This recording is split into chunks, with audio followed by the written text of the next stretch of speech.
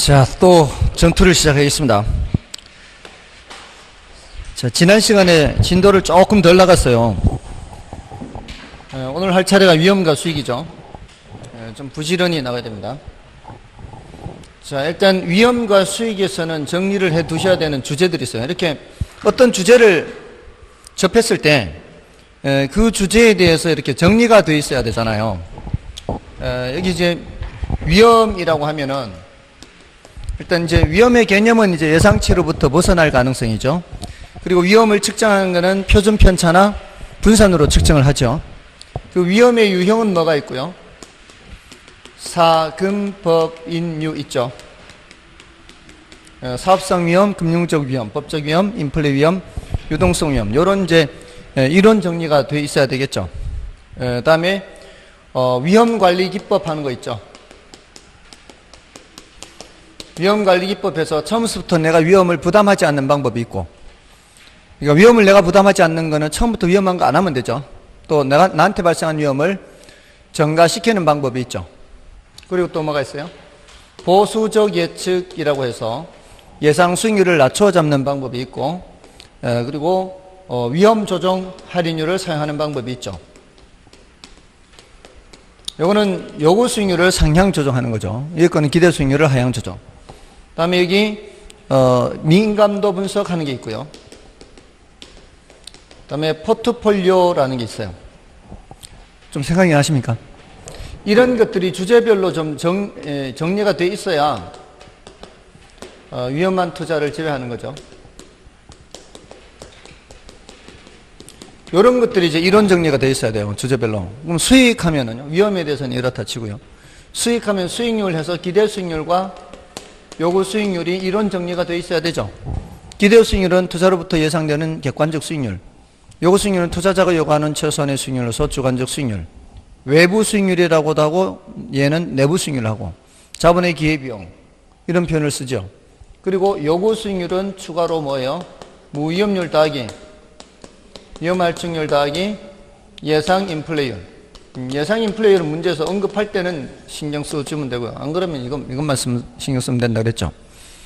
그리고 위험 할증률이 변할 수 있는 것은 체계적 위험이 변해도, 그러니까 시장 위험이 변해도 변할 수가 있고, 개별 투자안에 따라서도 위험 할증률은 달라질 수가 있고, 무위험률은 국공채 수익률 같은 거, 정기금리 같은 거, 그죠? 그래서 무위험률이 커지게 되면 어떻게 해요? 요구 수익률도 커지게 되겠죠. 은행에 넣어놔도, 안전한 은행에 넣어놔도 내가 몇 프로 벌 수 있는 게 올라갔는데, 그러면 다른 거 투자할 때는 당연히 더 올라가야 되겠죠. 이런 위험 할증률이 커져도 요구 수익률이 올라가는 거고, 그죠? 아무튼 이런 항목들에 대해서 정리가 돼 있어야 되겠죠. 그리고 이제 위험 수익 관계에서 이제 위험이 커질수록 뭐도 커진다? 요구하는 수익률도 커진다. 위험 수익 비례 관계 뭐 이런 것도 내용들이 있죠. 이렇게 이제 이론에 대해서 어느 정도가 정리가 되어야죠. 그 다음에 풀 수 있는 상태가 되는 거죠. 문제 풀기도 전에 벌써 눈이 감기는 것 같아서 오늘 굉장히 처음부터 쉽지 않습니다. 오늘 점심시간을 너무 많이 준 것 같아요. 그죠? 어차피 좋을 거를 그럼 일찌감치 시작하고, 아니 일찌감치 시작하고 졸만 하면 시간을 주고 좀 쉬게 하면 되잖아요. 그죠? 한 점심시간 한 30분 하고. 어때요? 괜찮지 않나요? 말을 하세요, 말을. 아니 30분 먹고 졸릴 때 또 쉬게 해준다고. 그러면 싸우면 되지. 자, 아무튼, 자, 7번부터 이제 위험과 수익인데, 7번, 8번은 뭐 사금, 법인유 이런 문제죠, 사실은. 7번을 보시면은, 부동산 투자 위험에 관한 설명으로 틀린 것은, 1번에 장래 인플레이션이 예상되는 경우, 대출자는 변동 이자율 대신 고정 이자율로 대출하기를 선호한다. 대출자는 돈을 빌려주는 쪽은, 인플레가 예상되면은 손해예요, 이익이에요. 돈을 빌려주는 쪽은 손해죠. 그러면은 변동 이자율로 빌려줘야 인플레가 발생함에 따라서 이자율을 올릴 수가 있잖아요. 고정 이자율로 대출하는 걸 선호하는 것은 말이 안 되는 거죠. 1번이 바로 틀렸고요. 다음에 2번에 부채 비율이 크면 지분 수익률이 커질 수 있지만 마찬가지로 부담해야 될 위험도 커지죠. 남의 돈을 많이 사용할수록 이 말이에요. 그래서 맞고요. 다음에 3번의 운영 위험이란 시운 위에서 나오는 거죠. 시장 위험, 운영 위험, 위치 위험. 그래서 사무실의 관리 근로자의 파업, 영업 경비 변동 등으로 인해 야기될 수 있는 수익성의 불확실성을 폭넓게 지칭하는 개념이다. 그렇죠. 시장 위험은 이제 시장 상황과 관련되는 위험이고 수급 상황과 관련해서 운영 위험은 나머지 포괄적인 위험입니다. 다음에 4번의 위치적 위험이란 환경이 변하면 대상 부동산의 상대적 위치가 변하는 위험. 그렇고요. 유동성 위험은 현금화하는 과정에서 나타나는 손실 가능성이죠. 현금화가 어려워서 발생하는 손실 가능성.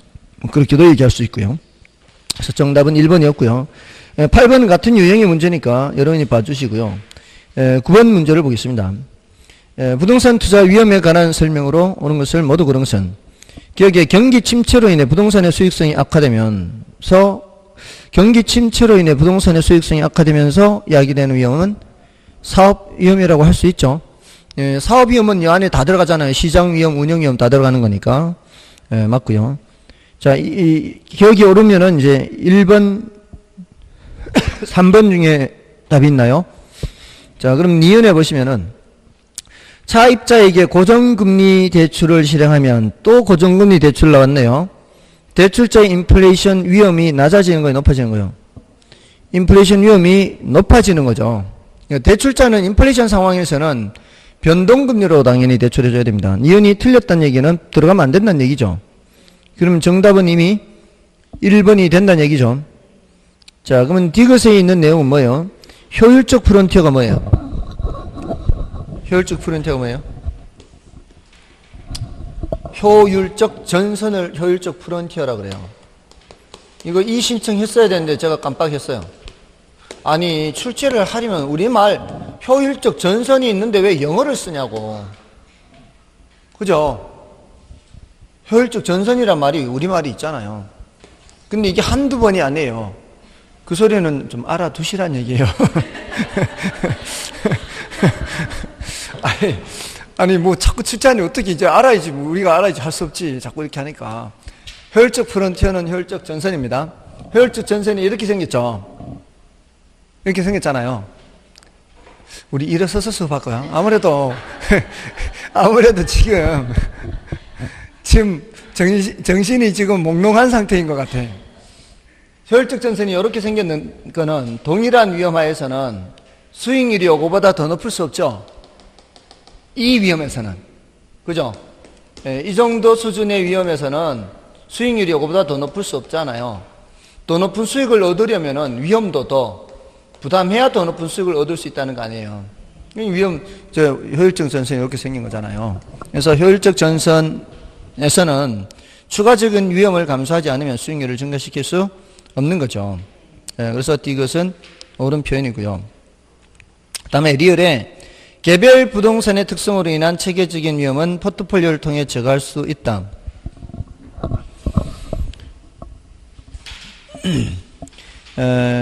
그게 지금 9번이죠. 지금 해설을 제거할 수 없다라고 하면은 안 되고요.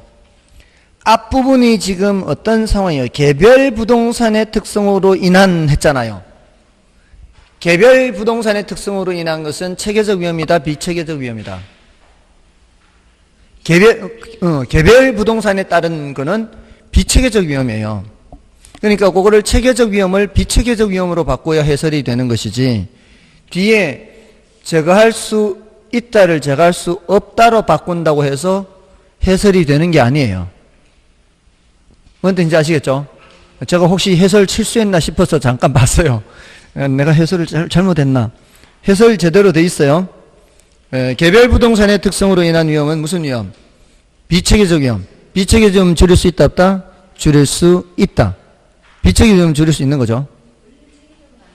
체계적은 안 되잖아요. 그러니까 벌써 내용이 모순인데 해설을 하더라도 어떻게 해설을 해야 된다고요? 있다를 없다로 바꾼다고 해서 해설이 되는 게 아니라 그 앞에 붙은 개별 투자 안에 따른 위험이 비체계적 위험이다 이 말이에요. 됐나요? 자, 그래야 제대로 된 해설이 되는 겁니다. 자, 됐고요. 다음에 이제 10번을 보겠습니다. 10번의 부동산 투자 수익과 위험에 관한 설명을 드린 것은, 자, 1번에 기대 수익률이 요구 수익률보다 클 경우 투자안이 채택된다. 기대가 요구보다 클 경우, 아까 요 기대 요구했잖아요. 이런 거 하면서 기대가 요구보다 크면은 채택하는 거 맞죠? 그 다음에 개별 부동산의 특성으로 인한 비체계적 위험은, 자, 이게도 그렇게 나오네. 개별 부동산 특성은 비체계적 위험이고, 비체계적 위험은 줄일 수 있다, 없다?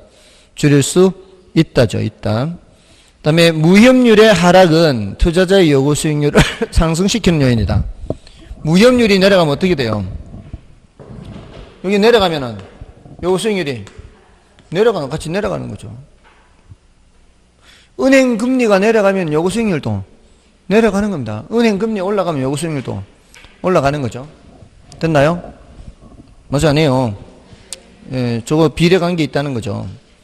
다음에 투자자가 대상 부동산을 원하는 시기에 현금화하지 못할 가능성? 이거는 유동성 위험 맞죠? 다음에 평균 분산 지배 원리로 투자 선택을 할 수 없을 때 변동계수를 활용하여 투자안의 우위를 판단할 수 있다. 변동계수, 변이계수 했죠? 변동계수, 변이계수 했잖아요. 변이계수가 뭐였어요? 이거 평균 분산 오류가 나타날 때, 그러니까 수익률도 크고 위험도 클 때에는 다른 놈이 수익률도 작고 위험도 작다는 얘기잖아요. 판단을 못하는 이유가 뭐였어요? 수익률도 다르고 위험도 다르니까 판단을 못하는 거 아니에요. 수익률이 똑같으면 뭐 보면 돼요? 위험을 보면 되잖아요. 위험이 똑같으면은 수익률 보면 되잖아요. 근데 이건 양쪽이 다 다르니까, 그러니까 판단을 못하는 거 아니에요. 그러니까 뭐라 그래요? 평균 분산 오류라고 하니까. 근데 변이계수는 뭐예요? 수익률을 뭘로 통일시키는 거예요? 수익률을 1%로 통일시키는 거였죠. 지난번에 수업할 때는 이게 10%, 2.8%, 여기가 12%, 여기가 3% 이렇게 했잖아요. 이쪽이 수익률이고 이쪽이 위험이잖아요. 이럴 때 이거는 뭘로 나눠요? 양쪽을 다 10으로 나눴잖아요. 10으로 나누면 여기는 1%, 여기는 0.28%, 여기는 양쪽 다 12로 나누잖아요. 12로 나누면 여기는 1%, 여기는 12분의 3이면은 4분의 1, 0.25% 나왔죠. 그렇게 했잖아요. 뭐 이쪽을 뭐로 통일시키는 거예요? 이쪽을 1%로 통일시키는 거였죠. 이랬을 때 여기는 0.28, 이쪽은 0.25 이렇게 된 거 아니에요. 이제 이게 같아졌잖아요. 이게 같아졌으니까 이거 작은 쪽 보면 되는 거 아니에요. 이게 변이계수라고. 지금 이 파란색 오른쪽에 쓴 파란 이게 변이계수라고요. 이거는 누구의 변이계수? 위에 거 A의 변이계수, 이건 아래 거 B라면은 B의 변이계수. 뭐를 통일시킨 거예요 지금? 수익률을 통일시켰을 때 값이 바로 변이계수라고요. 그래서 공식이 뭐였어요? 여기에 수익률이잖아요. 여기에 위험이고, 수익률 분의 뭐였어요? 위험이 있잖아요. 수익률 분의 위험. 수익률 10% 분의 2.8%, 수익률 여기 12% 분의 3%. 그래서 이것이 분모에는 평균을 쓰고 분자에는 표준 편차를 쓴다. 그래서 수익률 단위당 위험, 이렇게 수익률 단위당 위험. 됐나요? 맞죠? 자, 정답은 3번이었고요. 근데 정답 3번 지문이 너무 쉽잖아, 이게. 3번 지문이 쉽잖아요. 그러니까 쉬운 지문을 찾지를 못하고 가면 이제 가시밭길이 되는 거지. 뒤에 봐야 뭐 정답이 없는데 어렵기만 하고. 쉬운 데서 못 찾으니까 그런 거 아니에요. 이런 기본적인 거를 기억하고 있어야 되는 거지. 됐나요? 다음에 11번은 이제 여러분이 봐주시고 12번 보십시오. 12번은 이제 그 위험관리 기법에 해당하는 거죠. 부동산 투자 위험 분석에 관한 설명으로 틀린 것은 1번에 부동산 투자에서 일반적으로 위험과 수익인 비례관계. 이거는 뭐 자리 차지하기 위한 것이고, 다음에 2번에 평균 분산 결정법 또 나왔네. 평균 분산 결정법은 기대 수익률의 평균과 분산을 이용해 투자 대안을 선택한다. 맞죠? 다음에 보수적 예측 나왔네요. 보수적 예측이 뭐예요? 수익은 가능한 한 낮게 잡잖아요.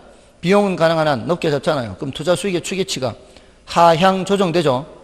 기대 수익률 하향 조정함으로써 미래에 발생할 수 있는 위험을 상당수 제거할 수 있다는 가정에 근거를 두고 있다. 그렇죠? 이렇게 하는 게 합리적이다. 이렇게 보는 거죠. 이쪽에서는. 그다음에 위험 조정 할인율을 적용하는 방법으로 장래 기대되는 소득을 현재 가치로 환산하는 경우 위험한 투자일수록 낮은 할인율을 적용한다. 이거 말이 안 되잖아. 이게 위험할수록 할인을 많이 해야지. 안 그래요? 위험할수록 현재 가치를 높게 잡아야 돼요? 낮게 잡아야 돼? 위험할수록 현재 가치를 높게 잡는다? 낮게 잡는다? 현재 가치는 낮게 잡는다. 지금 저기 꿈속에서 지금 구름 위를 걷고 있는 것 같은 분위기죠, 지금. 지금 비몽사몽 아니에요, 혹시? 예, 제가 점심 먹고 주로 그래요. 점심 먹고 수업 들을 때 저도 예전에 그냥 꿈속에서 구름 속을 걷는 듯한 그런 느낌. 예, 졸리면은 일어서서 수업 들어도 괜찮습니다. 지금까지 수업할 때 일어서서 수업 들었던 분들은 전부 다 합격했어요. 정말이라니까요, 정말. 뒤에 가서 서서 수업 들었다니까. 그건 뭔 뜻하는 거예요? 그만큼 하겠다는 의지가 강하다는 거지. 졸리는데 그렇게 잠을 깨서 해야지. 다음에 5번에 민감도 분석. 민감도 분석은 투자 효과를 분석한 모형의 투입 요소죠. 투입 요소가 변함에 따라 그 결과치에 어떤 영향을 주는가를 분석하는 거죠. 맞고요. 정답은 4번이었고. 자, 하나 더 있습니다. 13번에. 부동산 투자 위험과 수익에 관한 설명으로 틀린 것은 동일한 위험 증가에 대해 위험 회피형 투자자는 위험 추구형 투자자보다 더 높은 수익률을 요구하게 된다. 맞죠? 위험을 싫어할수록 더 높은 수익을 요구하잖아요. 그러니까 무차별 곡선이 어떻게 돼요? 무차별 곡선이 위험을 싫어할수록 똑같은 위험 증가에 대해서 더 높은 수익을 요구하는 거 아닌가요? 위험이 똑같이 증가하더라도 수익을 더 높이 요구를 하는 사람은 위험을 더 싫어하는 사람. 이 사람이 보수적 투자자. 여기는 공격적 투자자 아닌가요? 더 많이 얹어줘야 되니까. 자, 됐고. 그 다음에 투자 결정은 기대 수익률과 요구 수익률을 비교함으로써 이루어지는데 투자자는 투자 대안의 기대 수익률이 요구 수익률보다 크면 투자한다. 아까 앞에서도 나왔죠. 10번에 1번에도 나왔습니다. 이런 거는 여기서 틀리면 안 되는 거예요. 그 다음에 어떤 부동산에 대한 투자자의 요구 수익률이 기대 수익률보다 크대요. 뭐보다 크다고요? 요구 수익률이 기대 수익률. 그럼 이걸 써서 보는 거예요. 써서. 요구 수익률이 기대 수익률보다 크다. 이렇게 써놓고 보는 거예요. 자, 이 상태에서 나중에 균형으로 갈 때 어떻게 가요? 균형으로 간다는 건 이게 이퀄이 되는 거잖아요. 이럴 때 요구가 변해서 가요? 기대가 변해서 가요? 기대가 변하는 게 기대가. 큰일 났네. 어떤 방법을 쓸까? 좋은 방법을 생각이 나야 되는데. 뭐 한겨울이라고 찬물이라도 끼얹지. 뭐 한겨울도 아니니까 찬물 끼얹어봐도 소용없을 것 같고. 저는 솔직히 예전에 공부할 때 한겨울에 찬물에 발 담그고 공부했어요. 시골에 그 운무게 걸레질 해서 갖다 놓으면은 이렇게 얼음 얼듯이 얼잖아. 이게 걸레가 물 묻은 물기 있는 걸레가. 그런 추운 곳에서 공부를 이제 하잖아. 보통 그 옛날에는 다 추우니까. 근데 그런 상황에서도 그 추운데도 졸려요. 졸리면 그 운무게 있잖아요. 그 책상이 아랫무게는 자야 되니까. 그러면은 밖에 나가서 세숫대야에다가 물을 떠와가지고 그 발 밑에다가 넣고 발을 담그고 공부했어요. 그 추운 겨울에. 속으로 욕하죠, 지금. 근데 정말 그게 이 추워도 졸려요, 이게. 추워도 졸려. 근데 바닥에 내려가면은 그날 공부는 끝이기 때문에 절대로 바닥에 내려가진 않았어요. 그러니까 어쨌든 책상에 앉아서 버티는 거죠. 근데 어떤 날은 눈 뜨면은 벌써 눈 뜨면은 내가 이불을 깔고 덮고 자고 있는 거죠. 그래서 제 방에서 나가서 여기 이불 누가 깔아줬냐고. 깔아준 사람이 없어요. 잠에 취해서 제가 그냥 깔고 잔 거예요. 그러니까 기억을 못 하는 거죠. 그래서 제 딴에는 버틸 대로 버틴 거죠. 버티시라고. 졸리면 일어서시라고. 아니면은 제가 이따 쉬는 시간에는 물을 한 컵을 들고 올게요. 예, 이제 여러 컵 들고 와가지고 이렇게. 요구 수익률, 기대 수익률 이러면은 사람들이 이거 채택해요, 안 해요? 채택 안 하죠? 예상 수익률이 적기 때문에 채택을 안 해. 채택을 안 하면 부동산 가격이 어떻게 돼요? 내려가죠. 부동산 가격이 내려간다는 얘기는 투자하는 사람 입장에서는 투자 금액이 적어진다는 얘기예요. 투자 금액이 적어지면 적어질수록 예상 수익률은 높아지는 거예요. 적은 돈 투자해도 되니까. 그러니까 예상 수익률이 커지게 돼요. 그러니까 기대가 어떻게 돼서 커져서 같아진다고요. 지금 이 상황은 기대가 더 작잖아요. 근데 앞으로 이렇게 되면은 기대 수익률이 커져서 양쪽이 똑같아진다. 그러니까 기대 수익률이 변해서 같아지는 거예요. 그러니까 어떤 부동산에 대한 투자자의 요구 수익률이 기대 수익률보다 큰 경우 대상 부동산에 대한 기대 수익률이 점차 하락이 아니고 올라가게 되면 지금 기대 수익률이 작은 경우니까. 됐나요? 그래서 3번이 틀린 거고요. 다음에 부동산 투자에서 일반적으로 위험과 수익 비례관계, 이거는 뭐 위에서 나왔었고요. 12번에 1번에 있죠. 다음에 5번은 뭐 여러분이 보셔도 되겠죠. 이건 뭐 안 어렵고요. 자, 이제 넘어가시면은 14번, 15번. 자, 14번은 계산 문제인데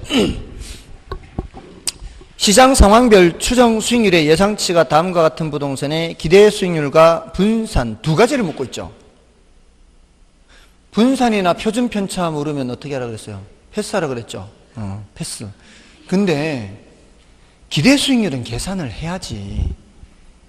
기대 수익률은 계산할 수 있잖아요.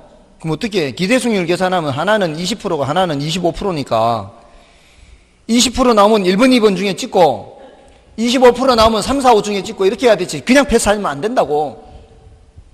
맞지 않아요? 정신건강에는 좀 도움이 될지 모르겠는데 시험에는 별 도움이 안 돼 이러면. 그러니까 둘 중에 하나는 풀어야지. 맞잖아요. 기대 수익률은 안 어렵다고. 그리고 가중평균 개념을 제가 누누이 말씀드리는데 지금 30%, 40%, 30% 이렇게 돼 있죠. 확률이 10%, 20%, 30% 이렇게 돼 있죠. 맞나요? 한가운데를 기준으로 해서 이쪽 무게와 이쪽 무게가 어때요? 저쪽 무게, 이쪽 무게 같잖아요. 같은 무게의 아이가 시소 한가운데에서 저쪽으로 떨어진 거리와 이쪽으로 떨어진 거리가 어때요? 같아요. 양쪽에 똑같은 거리에 똑같은 무게의 애가 있으면 무게의 중심이 바뀌어요, 안 바뀌어요? 무게 중심이 안 바뀌어요. 이건 계산 안 해도 몇 프로라는 거 알 수 있어요. 20%, 20%. 그럼 보자마자 그냥 20% 중에 찍으면 된다고. 1번, 2번 중에. 정신 바짝 차리라고. 그러면 금방 둘 중에 찍을 수 있어요. 둘 중에. 셋 중에 찍는 게 아니고 사람들 셋 중에 찍을 가능성이 많아요.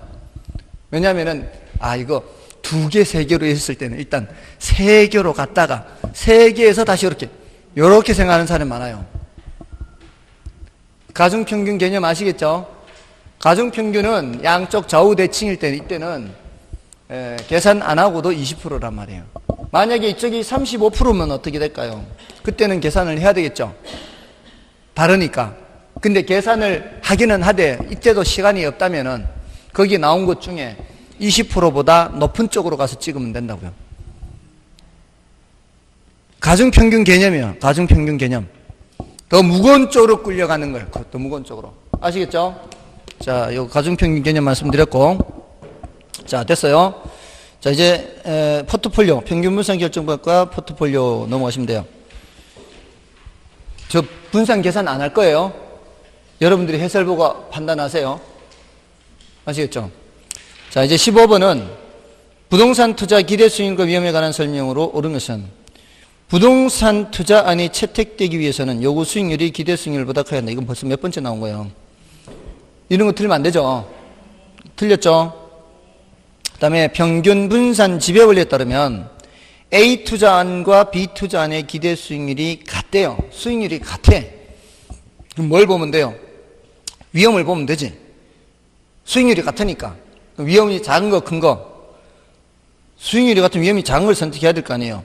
근데 A 투자안보다 B 투자안의 기대 수익률의 표준 편차가 더 크대요. 비표준 편차가 더 크다고요. 비위험이 더 크네. 그럼 뭘 선택해? A를 선택해야죠. 다들 국어는 하시죠? 국어 되죠, 지금 이거? 그럼 A 선택하는 거 맞죠? 그러니까 2번은 옳은 거예요. 다음에 투자자가 위험을 회피할수록 위험과 기대 수익률의 관계를 나타낸 투자자의 무차별 곡선의 기울기 했네. 위험을 싫어할수록 무차별 곡선의 기울기는 어떻게? 가파르죠, 이게. 위험을 싫어 보수적일수록 가파르게, 공격적일수록 완만하게. 이것이 기억하기가 좀 더 어려우면은 이렇게 하면 돼요. 자, 보수적일수록 왼쪽 아래를 좋아할 수밖에 없잖아요. 보수적인 사람은 수익이 작더라도 모두 작은 걸 선택하는 거예요. 위험도 작은 걸 선택하는 거고, 공격적인 사람은 위험이 크더라도 수익이 큰 걸 선택한단 말이에요. 그럼 접하도록 그려보세요. 접하도록. 여기에 접하도록 그리면은 완만하게 그릴 수밖에 없어요. 공격적이면 완만하고, 여기에 접하도록 한번 그려보세요. 직접. 더 완만하게 하면서 여기 접하게 할 수 있는지. 더 가파를수록 어떻게 해요? 더 가파를수록 왼쪽 아래에 접할 수밖에 없잖아요. 이렇게 눕는다고 생각해보세요. 이렇게 누우면 누울수록 이게 완만해지는 거 아니에요? 오른쪽 위에 접하잖아요. 그 접하는 모습을 생각하면 절대로 이거 안 까먹어요. 접점을 생각하라고. 접점. 아시겠어요? 보수적 공격적 나오면 접점을 생각하라고. 연상하기를. 세종대왕 하면은 뭐 생각한다고요? 그러니까 많은 생각하는 사람이 뜻이 이거 보수적 공격적 하면 접점을 머릿속에 연상하란 말이에요. 그럼 바로 나온다고. 공격적이면은 완만하게, 보수적이면 가파르게 그릴 수밖에 없다고요. 그게 머릿속에 연상을 하는 거예요. 그게 요령이라고. 그러면 시간을 절약할 수 있다고. 됐나요? 다음에 이제 혼자 애달는 거 아닌지 모르겠네. 나 혼자 애달는 거죠 지금. 다음에 4번 투자 위험과 기대 수익률은 부의 상관관계를 가진다. 뭔 소리 이게? 뭔 소릴까? 이게 참 이래서 어렵다고들 하는데 그 벌써 몇 번 나왔거든요. 12번에 1번 보세요. 12번에 1번 부동산 투자에서 일반적으로 위험과 수익은 비례관계에 있다. 네? 다음에 13번에 4번 보세요. 13번에 4번 뭐라고 돼 있어요? 또 비례 있죠. 그 앞에서도 비례 나왔었거든요. 자, 비례. 제가 수요 공급에서부터 비례, 같은 방향, 양수, 음수, 반대 방향, 반비례, 음수, 양수, 음수. 여기 지금 뭐라고 돼 있어요? 위험과 기대 수익률은, 위험과 수익률은 비례, 반비례. 위험과 수익률은 비례, 반비례. 비례면 양수, 음수, 양수. 지금 틀렸다고. 됐나요? 그 다음에 무위험률의 상승은 또 나왔네. 아까 무위험률이 상승하면 투자자의 요구 수익률은 올라가죠. 자, 벌써 기출문제 지문들만 제대로 공부를 하면은 그러면은 내용이 숙지가 돼요. 내용이. 왜? 같은 내용이 지금 반복되면서 수업 시간에 했던 내용들을 확인해 주잖아요. 이런 내용도 했잖아요. 수업 시간에. 그잖아요. 그러니까 지문들을 보면서 이 소리가 그 소리구나 매치만 시키면 된다 이 말이에요. 됐나요? 자, 그럼 이제 16번은 여러분이 좀 봐주시고요. 17번을 보십시오. 자, 17번 부동산 포트폴리오에 관한 설명으로 틀린 것은 1번에 두 자산으로 포트폴리오를 구성할 경우 포트폴리오에 포함된 개별 자산의 수익률 간 상관계수가 1이래요. 1. 상관계수가 1일 때 효과가 있다더라 없다더라? 효과가 없죠. 상관계수가 1일 때는 효과가 전혀 없고 상관계수가 1보다 작고 마이너스 1보다 크거나 같을 때는 효과가 있다 그랬잖아요. 이게 원래 마이너스 1에서부터 1까지인데 상관계수가 1일 때는 효과가 있다 없다? 없다. 상관계수가 1보다 작거나 마이너스 1보다 작고 마이너스 1보다 크거나 같을 때는 효과가 있다 이렇게 했잖아요. 지금 이거 묻는 거 아니에요. 이거. 그럼 됐고 다음에 효율적 프론티어는 평균 분산 기준에 의해 동일한 위험에서 최고의 기대 수익률을 나타내는 포트폴리오를 선택해 연결한 선이다. 맞죠?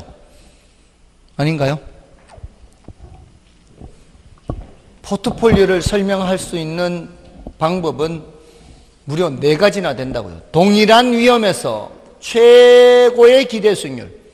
동일한 위험에서 최고의 기대 수익률. 맞잖아요. 그럼 동일한 수익률 하에서는 가장 위험이 낮은 거, 동일한 수익률 하에서는 가장 위험이 낮은 거를 선택해서 연결한 거 아닌가요? 맞잖아요. 저런 포트폴리오를 무슨 포트폴리오라 하고? 효율적 포트폴리오라 하고. 그럼 어떻게? 효율적 포트폴리오를 연결한 선, 이래도 되고, 동일한 위험에서 수익률이 가장 높은 포트폴리오를 연결한 선, 이렇게도 되고, 동일한 수익률에서 위험이 가장 작은 포트폴리오를 연결한 선, 이렇게 해도 되잖아요. 또 아까도 나왔어요. 평균 분산 지배 원리를 만족하는 포트폴리오를 연결한 선, 이렇게도 된다고. 됐나요? 210 몇 쪽이에요? 210쪽인가? 효율적 프론티어 나오는 거. 박스 문제. 박스 문제 있었잖아요. 206쪽인가요? 이거는 저거고. 평균 분산 지배 원리에 의해 아까 이런 표현 나왔는데. 네, 이건 나중에 찾아보고요. 자, 일단 그런 여러 가지 방법이 있다고요. 됐습니까? 자, 이 4가지 방법이요. 효율적 전선을 표현하는 방법은 무려 4가지 방법이에요. 다음에 3번을 보십시오. 17번 3번. 위험 회피형 투자자 중에서 공격적 투자자는, 공격적 하면 저걸 그리라고 아까 이거. 공격적 투자 여기잖아요. 예? 보수적 여기, 공격적 여기, 머릿속에 그리란 말이에요. 공격적 투자자는 그렸죠, 머릿속에. 그러면은 이 보수적인 투자자에 비해 위험이 높더라도 기대 수익률이 높은 투자를 선호하잖아요. 그 다음에 포트폴리오 분산 투자를 통해 비체계적 위험뿐만 아니라 체계적 위험도 상쇄시킬 수 있다. 이 말이 안 되죠? 그러니까 너무 허탈하네요. 잔뜩 기합을 줬는데 정답 질문이 너무 쉬운 거라. 그 다음에 부동산 상품을 지역, 유형 등으로 구분하여 포트폴리오를 구성할 수도 있고요. 사실 정답 질문이 너무 쉽죠, 이게. 다른 것들이 사실 중요해요. 이제는 점점 이런 지금 20회 문제잖아요. 20회 초창기에는 이런 쉬운 지문들이 정답이 많이 됐는데 이제는 점점 약간 저런 거 생각해야 된다고요. 이 효율적 전선, 무차별 곡선 이런 것들. 그다음에 18번도 보겠습니다. 포트폴리오 이론에 따른 부동산 투자의 포트폴리오 분석에 관한 설명으로 오는 것은 1번에 인플레이션, 경기 변동 등의 체계적 위험. 자, 인플레이션이나 경기 변동 이런 것들은 전반적인 변화잖아요. 이런 것들은 무슨 위험? 체계적 위험이에요. 이런 것들은 분석을 통해 제거가 안 되잖아요. 틀렸고요. 그 다음에 투자 자산 간의 상관계수가 1보다 작을 경우 효과가 있어요, 없어요?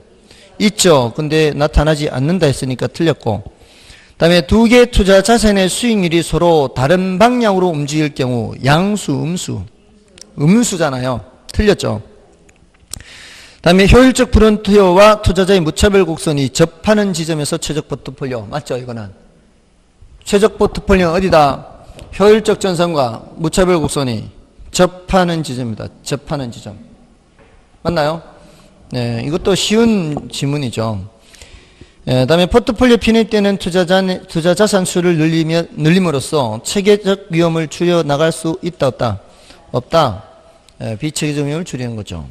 자, 됐고요. 다음에 자, 19번은 좀 난이도가 높아요. 이런 것들은 시간이 좀 걸리는데요.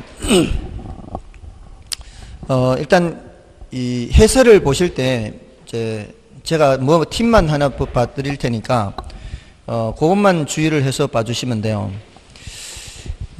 일단은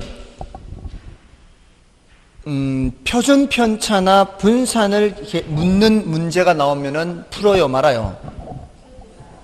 그럼 패스하잖아요. 근데 예외가 있어요, 예외가. 표준 편차를 물을 때는 예외가 있어요. 그 예외가 바로 뭔가 하면 확률이 반반일 때요. 확률이 반반일 때는 표준 편차가 안 어려워요. 반반일 때는. 지금 그 19번에 지금 호황, 불황의 확률이 각각 반반이잖아요. 예? 0.5, 0.5로 돼 있죠. 확률이 반반일 때는 거기가 16%, 6%. 다음에 몇 프로, 몇 프로? 12%, 4%. 다음에 8%, 2%죠. 확률이 반반일 때는 특징이 뭐예요? 두 개 더해서 2로 나눠도 되고 한 가운데를 계산해도 되죠. 그럼 여기는 몇이에요?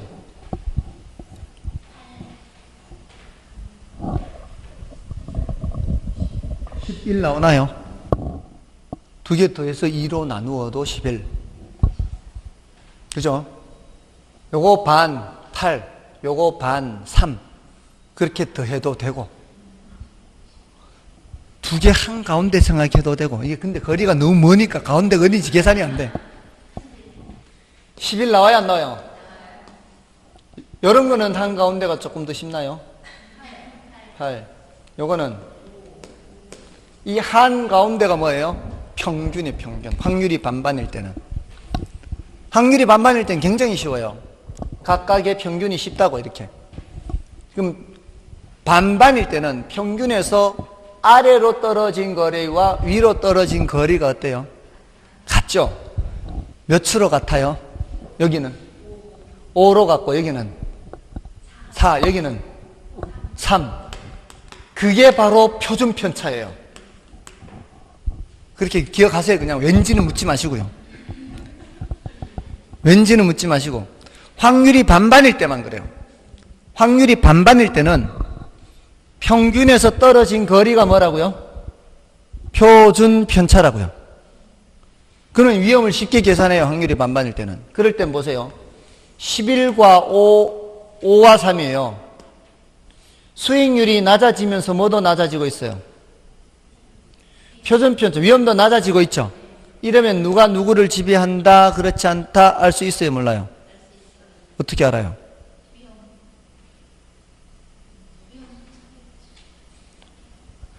알 수 있는 거는 위험이 똑같으면 수익을 보고 수익이 똑같으면 위험을 보면 되는데 수익도 다르고 위험도 다르잖아요. 이러면은 평균 분산법으로는 알 수 있다 없다? 알 수 없다. 이게 바로 평균 분산 오류라고 이게. 그래서 아까 변이계수를 통해서 수익률을 통일시킨 거 아니에요. 맞아 아니에요? 이럴 때는 평균 분산 뭐라고요? 오류. 이때는 얘가 더 좋은지 얘가 더 좋은지 알 수 없다. 그것 때문에 뭐가 나온 거다? 변이계수가 나온 거예요. 변이계수. 변이계수는 한쪽을 1%로 통일시키는 거니까 이쪽은 11로 다 양쪽 다 나눠야 되고 이쪽은 5로 다 나눠야 되죠. 그래서 이쪽을 통일시켜 1%로. 그게 변이계수라고. 그럼 5로 나누면은 여기 5분의 3 0.6. 이거 11로 나누면 11분의 5니까 얘는 0.6보다는 얘가 작겠죠. 그죠? 그러면 상대적으로 얘가 더 좋은 거죠. 그는 변이계수를 통해서는 그렇게 할 수 있지만 지금 상태에서는 누가 누구를 지배한다, 그렇지 않다 알 수 있다 없다? 알 수 없어요. 그래서 5번이 그래서 틀린 거예요. 19의 5번 뭐라고 돼 있어요? 평균 분산 지배 원리를 기준으로 볼 때 상가가 아파트를 지배한다 이렇게 돼 있죠. 이때는 누가 누구를 지배한다 말할 수가 없다라는 겁니다. 됐죠? 됐어요 안 됐어요? 그러니까 그것만 일단 말씀. 그게 제일 어려웠기 때문에 나머지는 이제 해설을 보고 좀 봐주시고요. 다음에 이제 20번, 21번, 22번 있죠. 자, 이거는 모두 다 포트폴리오 기대 수익률이에요. 자, 포트폴리오 기대 수익률에 이제 위하고 아래의 계산, 그 문제의 차이점을 구별해야 돼요. 19번은 어떤 식으로 되어 있는가 하면은 표가 제시가 되어 있고 지문마다 서술식으로 되어 있죠. 이런 거는 시간이 많이 걸립니다. 일단 실전에서 이런 형태의 문제가 나오면 패스해야 돼요. 근데 20번은 어떻습니까? 표가 나와 있고 지문에 딸랑 숫자만 계산하면 나오는 거죠. 이거는 상대적으로 계산이 시간이 많이 안 걸려요. 227쪽 2장 넘겨보세요. 21번과 22번도 마찬가지 그런 형태죠. 결국 20번, 21번, 22번은 그렇게 어려운 계산 문제가 아니다라는 얘기예요. 근데 20번과 22번의 공통점이 있고요. 21번은 차이가 하나가 나는 게 있어요. 문제를 보면서 그거를 빨리 파악해야 돼요. 20번과 22번은 확률이 반반이죠. 이런 거는 시간이 얼마 걸리지 않아요. 반반이기 때문에 두 개 더해서 2로 나누거나 해도 되니까 확률을 곱해서 더해도 되고 한가운데를 생각해도 돼요. 세 가지 방법이 있어요. 확률이 반반일 때는. 근데 21번은 어떻습니까? 21번은 확률이 40% 60% 나와 있죠. 이런 경우에는 할 수 없어요. 직접 계산을 해야 돼요. 시간이 조금 더 걸려요. 대신 난이도가 높은 것은 아니에요. 시간이 조금 더 걸릴 뿐이에요. 자, 그러면은 이런 20번, 21번, 22번 형태로 출제됐을 때 풀어요, 패스예요? 풀어야 되겠죠. 이 정도는 풀어야 됩니다. 아시겠죠? 자, 그러면 21번을 풀어보면 되겠죠. 나머지는 여러분 연습하면 되겠죠. 연습하셔야 돼요. 자, 21번 보겠습니다. 상가 오피스텔 아파트가 20%, 30%, 50% 이렇게 있으면 퍼센트를 뭐로 바꾸는 게 좋아요? 0.2, 0.3, 0.5로 바꾸는 게 좋습니다. 이게 맨 위에 게 상가, 이게 오피스텔, 이게 아파트. 자, 호황일 확률이 0.4. 이것도 숫자로 바꾸는 게 좋죠. 40%, 60%를 숫자로 바꾸는 게 좋다고요. 그 다음에 20%, 10%. 여기가 20%, 여기가 10%. 여기가 25%, 여기가 10%. 여기가 10%, 8%. 맞나요? 자, 일단 먼저 뭐를 구해야 돼요, 여기? 각각의 기대 수익률을 구해야 돼요, 각각의. 상가의 기대 수익률을 어떻게 계산해요? 요 20% 곱하기 0.4. 10% 곱하기 0.6. 여기서 더하는 거예요, 이렇게. 일단 이걸 먼저 가중평균해야 상가의 예상 수익률이 나오는 거예요. 이거는 투자 비중이잖아요, 투자 비중. 나중에 포트폴리오 기대 수익률 할 때 이걸 가중치로 사용하는 거고, 일단 상가의 기대 수익률은 뭐부터 하는 거예요? 이거부터 하는 거예요, 이거부터. 0.4 곱하기 20% 하면 몇 프로? 8%. 0.6 곱하기 10% 하면은 6%. 그럼 8%와 6%를 더하면은 이걸 문제 이게 뭐라고 이게? 상가의 기대 수익률, 상가의. 이제 각각의 기대 수익률을 먼저 하는 거예요. 자, 그다음에 여기는 0.4 곱하기 25%, 10%. 0.6 곱하기 10%, 6%. 그럼 얼마예요? 16%. 여기는 0.4 곱하기 10%, 4%. 0.6 곱하기 8%, 4.8%. 4%와 4.8%, 8.8% 했죠? 이제 얘를 이제 가중치로 사용해서 이렇게 짝짓기 하는 거예요. 이렇게. 됐나요? 그럼 0.2 곱하기 14% 하면은 2.8%. 그러면 0.3 곱하기 16% 하면은 4.8%. 8.8%의 반이잖아요.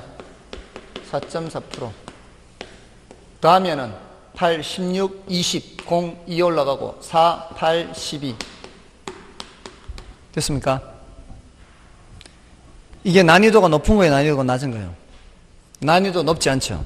다만 시간이 조금 걸릴 뿐이에요. 이런 거는 풀면 확실할 거 아니에요. 이런 거는 풀어야 된다는 거죠. 근데 그래봤자 1분 30초 안 걸려요. 1분 30초 안 걸립니다. 계산기 다들 갖고 계시죠? 계산기로 하면 되지. 계산기 보니까, 제가 보니까 10,000원짜리도 되더라고. 카시오.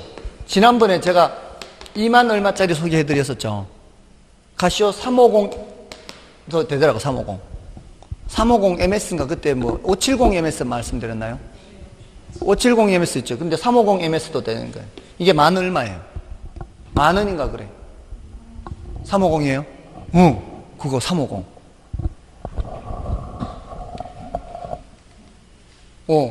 이거는 350 TL이네. 저거는 350 MS인데 다른 사람 쓰는 거 보니까 그게 10,000원이래요, 10,000원.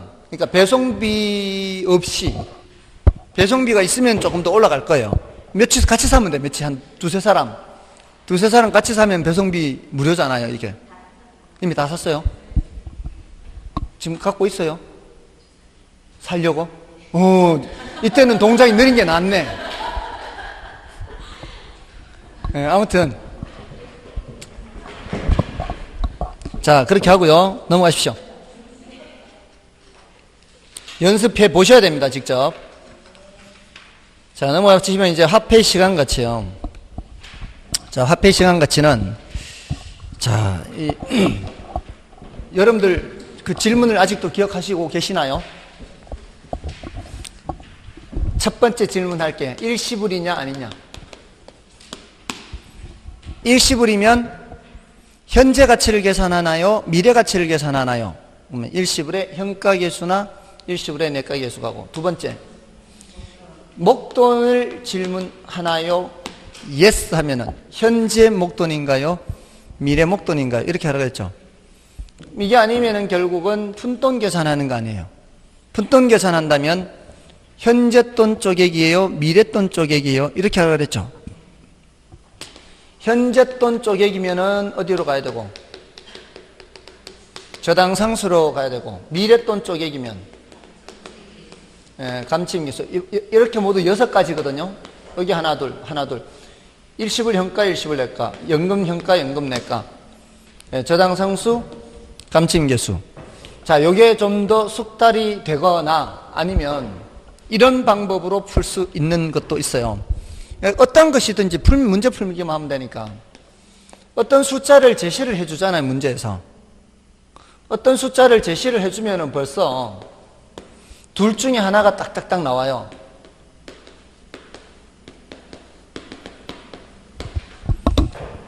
문제에서 현재 1억 원이 이런 말 나와요. 현재 1억 원이.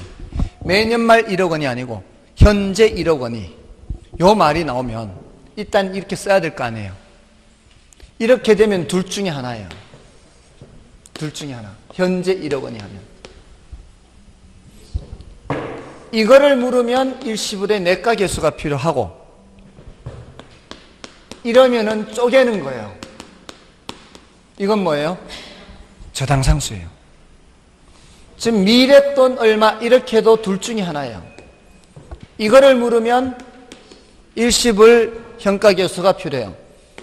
이걸 쪼갠 걸 물으면 감책임계수예요.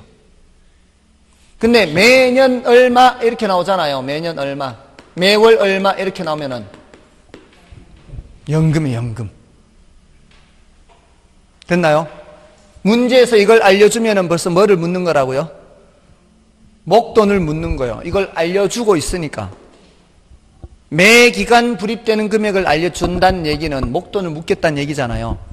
그럼 미래 목돈을 물으면 연금의 내가계수가 필요하고, 현재 목돈을 물으면 연금의 현가계수가 필요해요. 그러니까 이것만 봐도 벌써 둘 중에 하나씩이 나오는 거예요. 자, 그러면은 24번, 25번에서 연습을 해볼 테니까 여러분이 23번으로 한번 훈련해 보세요. 자, 24번을 볼게요. 연금의 미래가치계수를 계산하는 공식에서는 이자 계산 방법으로 복리방식을 채택한다. 복리방식은 연금의 미래가치계수뿐만이 아니라 6가지 전부 다죠. 다 복리방식이에요. 다음에 2번에 원리금 균등 상환 방식으로 주택저당대출을 받은 경우 저당대출의 매기 원리금 상환액을 계산하잖아요. 매기 원리금 상환액 계산하죠. 그럼 계산하는 게 뭐예요? 물음표 이걸 계산하는 거잖아요. 그럼 뭘 계산하는 거예요? 푼돈 계산하는 거고, 저당상수를 이용해서 현재돈 쪼개는 거 아닌가요? 그러니까 이건 뭐 이렇게 오기 전에도 벌써 원리금 균등하면 벌써 뭐예요? 저당상수에 원리금 균등하면. 자, 근데 요거보다는 이제 3번 같은 형태로 출제됐을 때예요. 자, 5년 후 주택 구입에 필요한 자금 3억이라 그랬어요. 그럼 3억을 어디다 써놔야 돼요? 언제 필요하다 그랬어요? 이때 3억이 필요하다 안 했나요? 맞죠?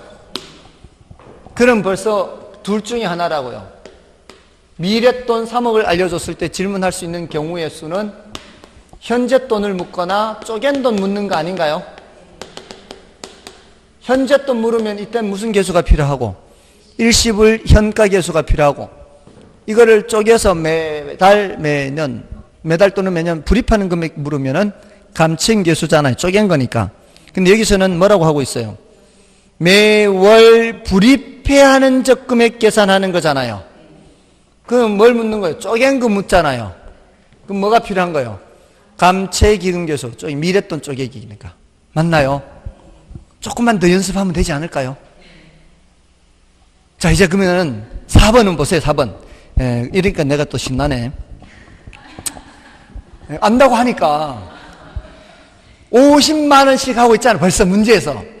50만 원씩 했다는 건 뭐예요, 벌써? 50, 50, 50 이거 아닌가요? 50, 50, 50 이거는 벌써 뭘 묻겠다는 뜻이에요. 목돈을 묻겠다는 뜻이잖아요. 근데 언제 목돈인 것만 찾으면 되잖아요. 예상되는 임대료 수입의 현재 가치를 계산하는 거니까 현재 이걸 계산하는 거 아니에요. 그러면 연금의 현가계수가 필요하죠. 근데 거기는 저당상수의 역수를 활용할 수 있다 이렇게 돼 있죠. 그 소리가 뭔 소리예요? 일시불끼리 역수죠. 연금의 현가계수하고 여기 저당상수 현저 저당상수하고 이렇게 역수, 이쪽에 연금의 내가계수와 여기 감채기금계수하고 역수관계잖아요. 그래서 현저로 기억하라고 했어요. 현저. 연금의 현가계수와 저당상수 무슨 관계? 역수관계. 그러니까 거기 나오기는 연금의 현가계수가 나와야 되는데 연금의 현가계수 대신에 저당상수 역수 이렇게 해도 된다고요. 됐나요? 다음에 5번은 이제 상환비율과 잔금비율을 합하면 항상 1이 돼요. 그래서 25번으로 연결해서 1번 지문이 같은 내용이에요, 지금. 그죠? 26회 때 3년 전에 질문했던 걸 29회 때 또 질문하고 있는 거예요. 자, 2번 보세요. 연금의 현재 가치 계수와 감칭 계수는 역수관계에 있다. 맞나요? 연금의 현재 가치 계수와 감칭 계수가 아니고 이렇게 가면 안 되고 여기는 현저. 저당상수가 역수죠. 틀렸고요. 다음에 원금 균등 상환 방식으로 주택저당대출을 받은 경우 저당대출 기간에 덧저당대출의 매기간 원리금 상환에 이건 저당상수를 지금 글자를 잘 봐야 돼요. 원금으로 돼 있죠. 원리금이 아니잖아요. 그럼 틀렸지. 여기서 상환하는 건 뭐예요? 이게 원리금 균등 상환으로 저당상수는 이게 뭐예요? 이게 원리금 균등이라고. 원리금 균등 거기 앞에 24번하고 비교해 보세요. 24번에 2번하고 25번에 3번하고 24번에 2번에 뭐라고 돼 있어요? 원리금 균등 상환이. 원리금 균등 아시겠어요? 예, 조심해야죠. 다음에 원금에 대한 이자뿐만 아니라 이자에 대한 이자도 함께 계산하는 게 뭐예요? 예, 복리 방식이죠. 다음에 5번 현재 5억 원인 주택 가격이 했어요. 그럼 현재 5억을 써놔야 될 거 아니에요. 현재 5억을 써놓으면 질문하는 가지수는 어떤 거? 이걸 물으면 일시불의 내가계수. 현재 5억을 써놓고 쪼개면은 뭐예요 이거는? 현재 돈 쪼갠 거 아니에요. 현재 돈 쪼개는 건 뭐예요? 감칭계수. 현재 돈 쪼개는 건 저당상수. 현재 돈 쪼개는 건 저당상수죠. 현재 돈 쪼개기. 맞나요? 그러니까 어떤 금액이 제시가 되면 벌써 둘 중에 하나라고요. 조금만 더 연습하면 되지 않을까요? 자, 그래서 현재 5억 원인 주택 가격이 매년 전년 대비 5%씩 상승한다고 가정할 때 5년 후 주택 가격은 했죠? 5년 후 주택 가격은. 자, 이거 매년 5억이에요? 현재 5억이에요? 현재 5억이니까 한 번이잖아요. 매년 5억이 아니잖아요. 그리고 언제 가격을 계산하려는 거요? 5년 후 가격을 계산하려는 거잖아요. 그러면 한 번이죠, 한 번. 일시불의 내가계수. 맞나요? 그래서 5번이 정답이라고요. 연습해보면 되겠죠? 조금만 더. 자, 좀 쉬고 뒤에 거 보겠습니다.